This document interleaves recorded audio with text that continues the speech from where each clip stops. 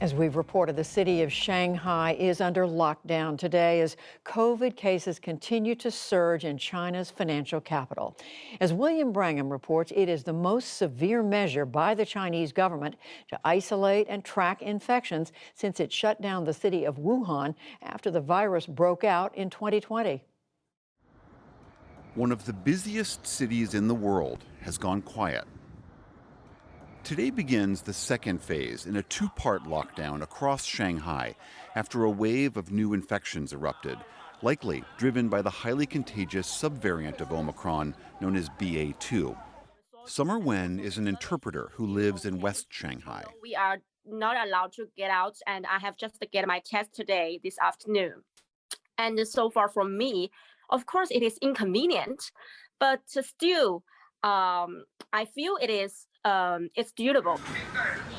The first phase of the shutdown began Sunday, centering on the financial district and surrounding areas.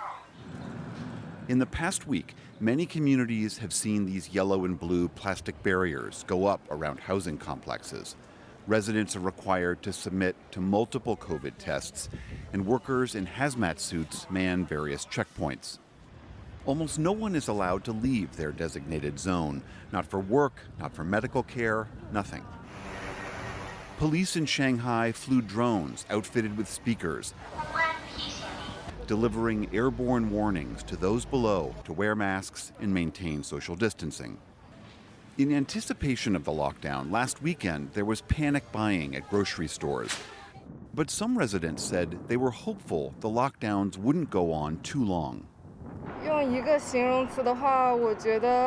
With one adjective, I think we should be calm and face this with a positive attitude, and then allow this epidemic to pass over as soon as possible.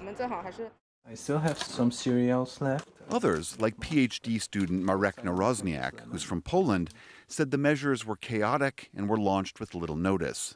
I just woke up and my compound was surrounded with the fence, and that's it. There was no announcement. There was no warning, no information, nothing.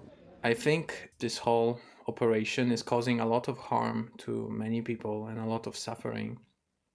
And I don't really believe that is necessary or appropriate.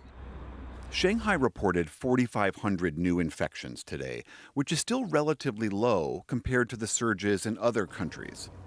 These tight restrictions stem from President Xi Jinping's and the Chinese Communist Party's zero COVID strategy, which aims to not just manage the virus, but to eliminate it with lockdowns, massive testing, and forced quarantines. Across China, these official shutdowns have been picking up in recent months, especially in factory cities like Shenzhen. But the clampdown in Shanghai is by far the biggest since the pandemic first began, when the government locked down the city of Wuhan, home to 11 million people, for 76 days. With 26 million residents, Shanghai is China's largest city, and analysts worry these closures will deliver an economic blow to China's and the world's financial engine. Yanzhong Huang is a senior fellow for global health at the Council on Foreign Relations. China was very successful by using the zero COVID strategy in containing the spread of the virus, shielding the Chinese population from the virus. But it was precisely the success of that strategy. Only a very small percentage of the population actually are exposed to the virus. But now when you have a variant that is so highly transmissible. So, pretty much that makes it almost impossible to not just to detect all the cases, but also to trace those contacts. Starting today in Phase 2, residents west of the Huangpu River will not be able to leave home for 5 days, and deliveries will be left at checkpoints. Non-essential business and public transportation will also be shut down. Earlier in the week, the government converted Shanghai's convention center into a makeshift hospital to house patients with 6,000 available beds. Nationwide, China's uptick in cases had been driven by an outbreak in Jilin province. Local officials there have also instituted travel bans and partial lockdowns in several cities. Back in Shanghai, empty streets, people locked away in their homes as China's war against the coronavirus continues. For the PBS NewsHour, I'm William Brangham.